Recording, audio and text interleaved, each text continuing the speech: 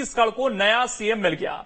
विधायक दल की बैठक में कद्दावर आदिवासी नेता विष्णुदेव साय के नाम पर मुहर लगी। विष्णुदेव साय ने पीएम मोदी, अमित शाह और जेपी नड्डा का आभार जताया। दरअसल बीजेपी ने एक आदिवासी नेता को छत्तीसगढ़ की कमान देकर एक तीर से कई निशाने साध लिए। वहीं सीएम के नाम के ऐलान के साथ ही साय ने जनता से किए वादों को लेकर 2 बड़े ऐलान भी कर दिए, जिससे सवाल अब ये उठ रहे हैं कि विष्णुदेव साय अन्य दावेदारों पर कैसे भारी पड़े। छत्तीसगढ़ में आदिवासी सीएम से बीजेपी ने क्या बड़ा संदेश दिया? साय को सीएम बनाकर एक तीर से क्या बीजेपी ने कई निशाने साध लिए हैं? और सवाल ये कि आदिवासी सीएम के पीछे बीजेपी का 2024 फतेह करने का प्लान क्या है? वहीं आदिवासी सीएम बनाने का छत्तीसगढ़ के बाहर कितना असर पड़ेगा? और जो बड़ी बातें उन्होंने किसानों को लेकर कहीं, 25 तारीख को बोनस देने की बात कही, ये जो उनका पूरा कार्यकाल है कितना चुनौतीपूर्ण रहने वाला है। और जब अगले कुछ महीनों में लोकसभा जैसा बड़ा चुनाव भी है, इन तमाम सवालों पर आज करेंगे चर्चा। कुछ खास मेहमान भी जुड़ेंगे, लेकिन उससे पहले आज की रिपोर्ट आपको दिखाते हैं।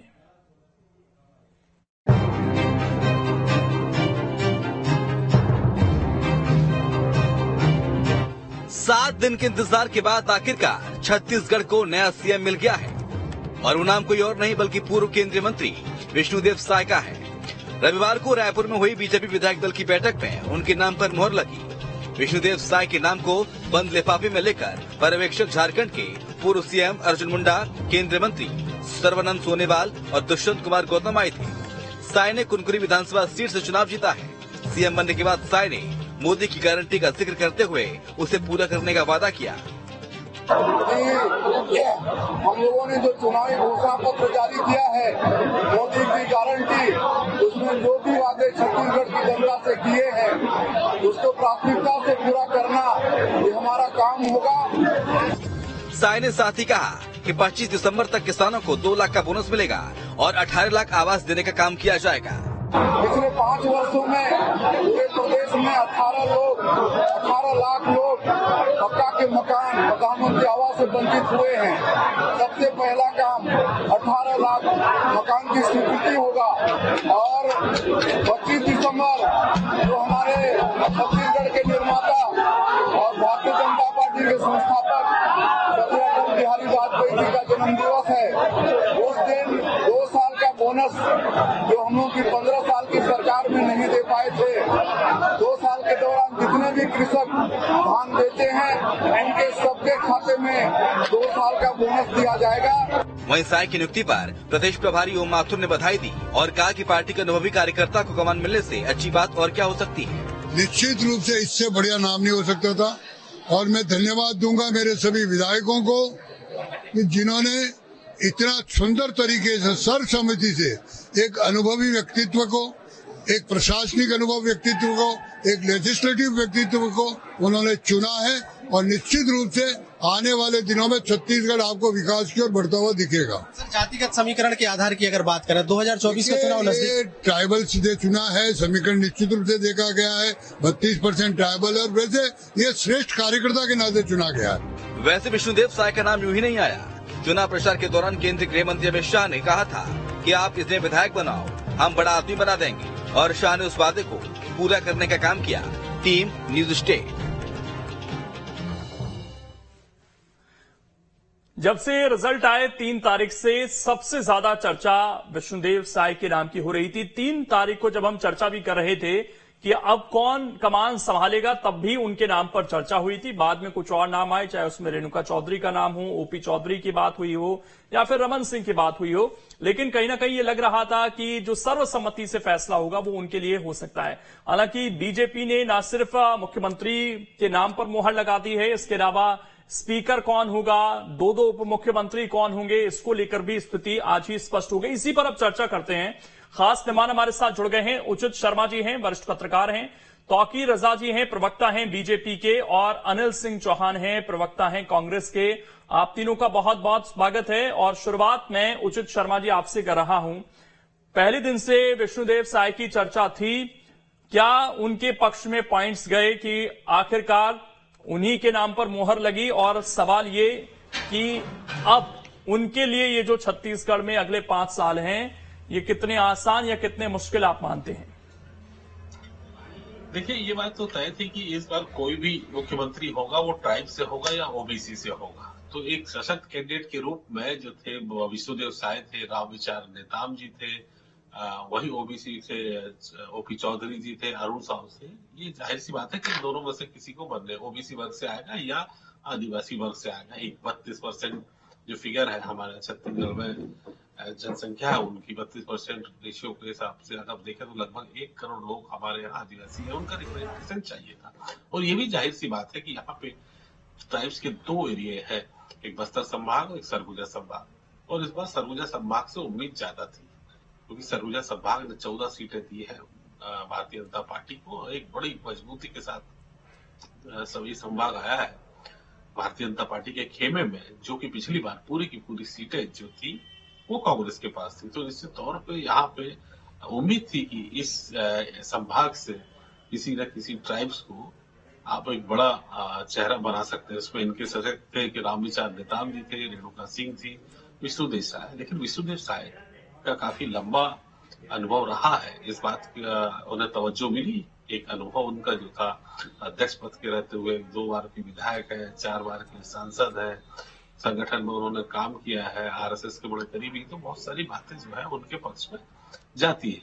और सबसे बड़ी चीज कि वो पार्टी का बहुत सौम्य चेहरा है, कभी भी किसी तरीके की मतलब निर्विवाद नेता वो रहे हैं, कह सकते हैं। एक बार जरूर 18 से 20 में बीच जब उनकी पार्टी हार गई थी करीब, तो एक तकलीफ आप मान सकते हैं कि उन्हें आई थी और उन्हें पद से हटा दिया गया।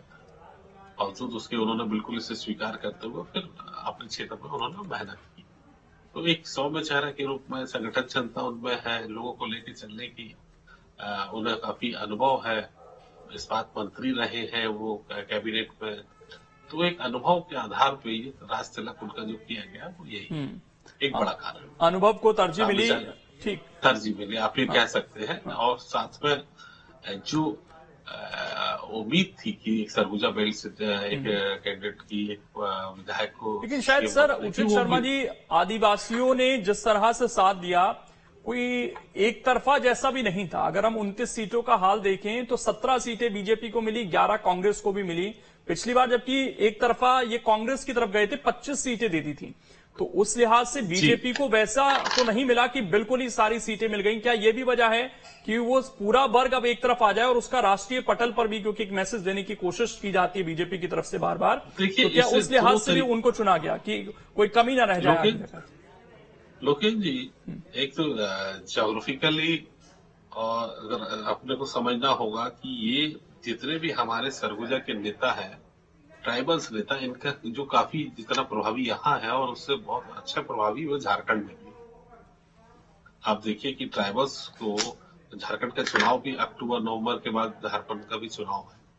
24 को एक मैसेज देना था कि 24 में हमने ट्राइबल ने हमको इतने टिकट सीटें दी, 14 खास कर सरगुजा की बात कर रहा हूँ मैं, तो इतनी सीटें दी तो जाहिर सी बात है वहां भी संदेश देना था। ट्राइब्स आदिवासी मुख्यमंत्री की मांग जो है वो पहले से की जा रही थी और जाहिर लग भी रहा था कि इस बार ट्राइब्स से मुख्यमंत्री आदिवासी मुख्यमंत्री देखने को मिल सकता है। तो ये एक झारखंड में मैसेज देने के लिए, पूरे ट्राइब्स पर में इसको पोलराइज करने के लिए 24 का लोकसभा चुनाव के मद्देनजर वो 2 सीट जो इनकी छूट गई है, एक कोरबा और एक बस्तर, तो वो एक मैसेज देने के लिए ट्राइब्स के लिए बनाई गई सब पॉजिटिव चीजें। वो हम लोकसभा के हिसाब से सीटें भी दिखा रहे हैं कि एसटी के लिए कितनी सीटें आरक्षित हैं। लेकिन तौकीर रजा जी, बीजेपी संगठन की सोच कि जिनको थोड़े दिन पहले प्रदेश अध्यक्ष के पद से हटाया गया और उस वक्त कांग्रेस लगातार ये कहती थी कि एक आदिवासी का अपमान हुआ, आज की तारीख में वही अब सरकार चलाएंगे, ये पहले भरोसा कम होना और अब वापस उन्हीं पर भरोसा इतने बड़े रूप में जताना, ये कैसे बदलाव हुआ सर? देखिए, ऐसा है कि आदिवासी वर्ग से जो जब अध्यक्ष बनाया गया था, उसके साथ साथ अरुण साहू को जब बनाया गया था तो वो उनके नेतृत्व उस समय के हिसाब से उनकी मांग थी। रही बात अभी मुख्यमंत्री बनाया जा रहा था, तो ये सरगुजा में सर्वाधिक सीटें जीतकर जो आदिवासी वर्ग आया था, 14 की 14 सीटें हमने जीती है, तो ये तो उपलब्धि उनको देने का बिल्कुल श्रेय जाता है और जाना ही था। और ये है कि बात सही है कि सर्वमान चेहरा है वो, सौम्य है, सरल है, सहज है और सबसे बड़ी बात, इनको प्रशासनिक अनुभव है, पूर्व मंत्री भी रहे और 4 बार के सांसद हैं, पूर्व प्रदेश अध्यक्ष है, तो बहुत सारी इनके साथ प्लस पॉइंट है, इसलिए इनको बनाया नहीं था। ये बनाया है और बहुत अच्छी बात है, एक बात। दूसरी बात, इन्होंने जो अभी बनते साल इन्होंने घोषणा करी, ये सबसे बड़ी बात है कि दो घोषणा उन्होंने जो की, खासतौर पे कि 18 लाख प्रधानमंत्री आवास जो आवास बनाए तत्काल जाएंगे।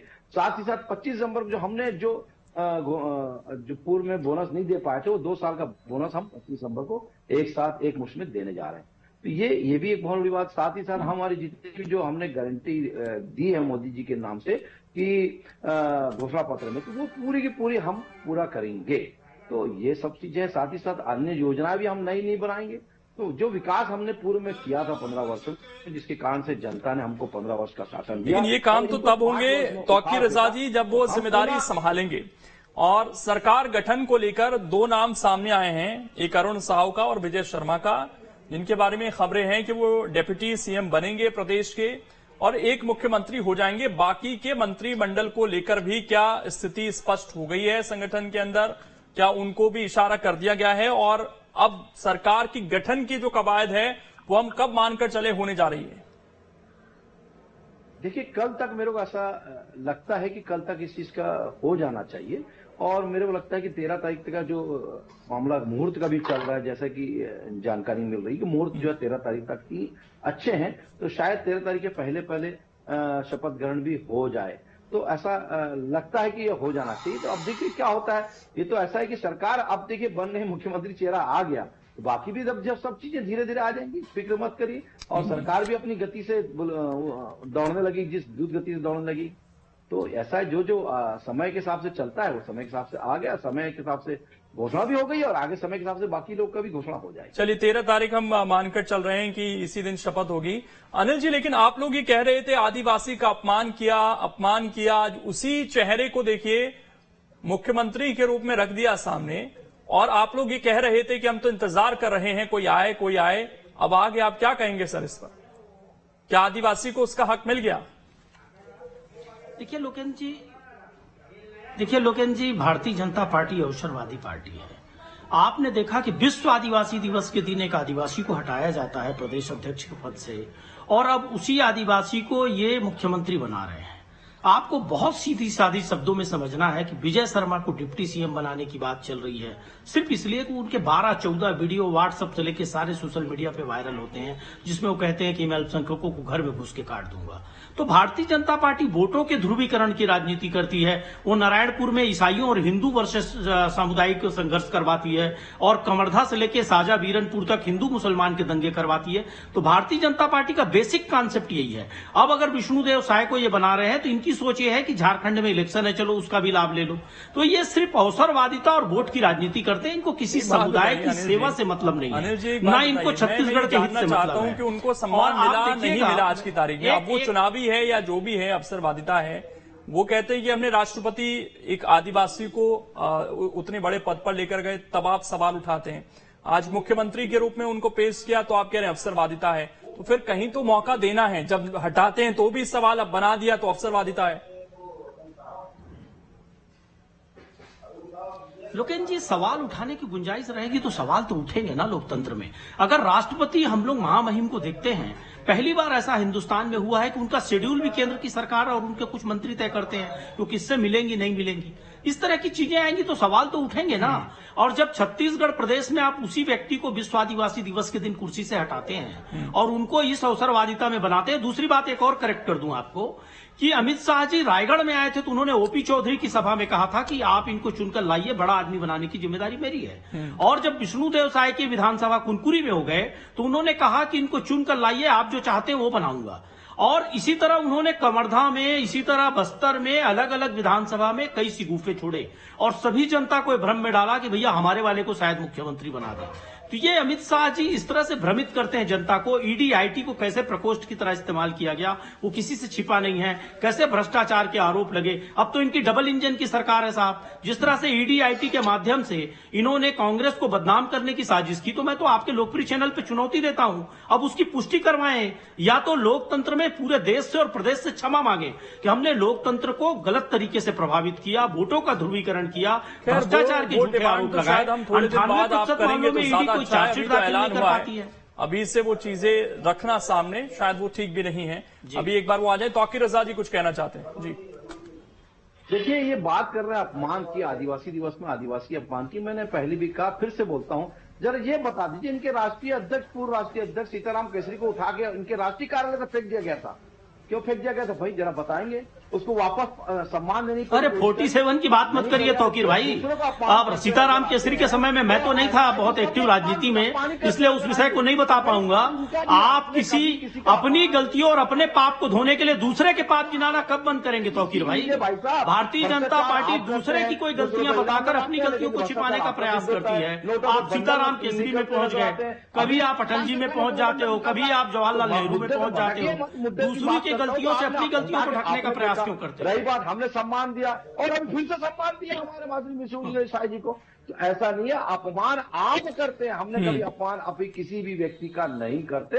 हम अपने किसी भी ठीक, मैं लौट रहा हूं। मैं उचित शर्मा जी एक चीज आपसे समझना चाहता हूं कि इस वक्त जो भारतीय राजनीति में हम देख रहे हैं चीजों को और जिस तरह की पॉलिटिक्स हो रही है, उसमें विष्णुदेव साय जो कि अभी बहुत उनके बारे में चर्चा यही है, सरल है, सौम्य है, लेकिन भारतीय राजनीति का जो इस वक्त रूप है, भूपेश बघेल जिस तरह की राजनीति कर रहे थे, क्या उनके लिए उस राजनीतिक पैरामीटर में आप कैसे देखते हैं? क्या वो ढलेंगे या एक नया पैरामीटर छत्तीसगढ़ के सामने रखेंगे? देखिए, भूपेश बघेल को सिरे से खारिज नहीं किया जा सकता। मैं राजनीति को बता रहा हूं कि इस पे अगर भूपेश को सबसे ज्यादा अगर इम्पोर्टेंस मिलनी चाहिए तो आप बताइए, किसानों की जो आय जो उन्होंने जो एक लेके आया कि भाई हम आपको 2500 रुपए 500 रुपए जो बोनस दे रहे हैं और आज की स्थिति में जो 2700 रुपए किसान को मिल रहा है, वो एक बड़ा गेम चेंजर था 2018 में। आज वही गेम चेंज जो है वो भारतीय जनता पार्टी अपनी जो सिद्धांतों में परिवर्तन करके, देखिए जब मोदी जी थे थोड़ा सा मैं लीडर के पर्सपेक्टिव से समझना चाह रहा था। जैसे हम देख रहे हैं कि जो सेंट्रलाइज्ड लीडरशिप इस वक्त दिखती है, भूपेश बघेल की, योगी आदित्यनाथ की, शिवराज सिंह चौहान की, आइडेंटिटी बेस्ड पॉलिटिक्स, उसमें शायद उस तरह से आप विष्णुदेव साय को किस तरीके से देखते हैं? क्या वो उस आइडेंटिटी के रूप में उनका अनुभव है, उनकी सारी चीजें हैं, लेकिन जिस तरह की पॉलिटिक्स अन्य राज्यों में हम देख रहे हैं, क्या वो उस खांचे में फिट बैठते हैं या वो सबको साथ लेकर चलेंगे और एक नई पॉलिटिक्स हमें छत्तीसगढ़ में देखने को मिलेगी? बिल्कुल, देखिए जिस तरफ से मैं उसी में आ रहा था कि नई पॉलिटिक्स जिस तरफ जा रहा है, ये जो है जनरेशन शिफ्टिंग की जो बात कर रहे हैं भारतीय जनता पार्टी, वो थोड़ा सा नजर आ रही है कि अभी अपनी सेकंड लाइन के जो है, जितने सेकंड लाइन के इनके कार्यकर्ता है या सेकंड लाइन के नेता है, उनको तवज्जो देने की बात कर रहे थे। तो ये शिफ्ट हो रही है, अगले 15 साल की प्लानिंग कर रही है भारतीय जनता पार्टी। अब लेकिन एक और मूल परिवर्तन जो दिख रहा है भारतीय जनता पार्टी राष्ट्रीय राजनीति में, कि आप देखिए कि वह जो वेलफेयर स्कीम की तरफ जो है, और जिसको आप रेवड़ी भी कह सकते हैं, वेलफेयर स्कीम भी कह सकते हैं, सशक्त बनाने की बात भी कह सकते हैं, उस तरफ जा रही है। अभी आप देखिए कि जिस तरीके से धान का जो बड़ा मुद्दा रहा, धान पे जो बोनस की बात हुई कि उन्होंने अपनी मूल सिद्धांतों में परिवर्तन करके उनको 900 रुपए एक्स्ट्रा देने की बात कही।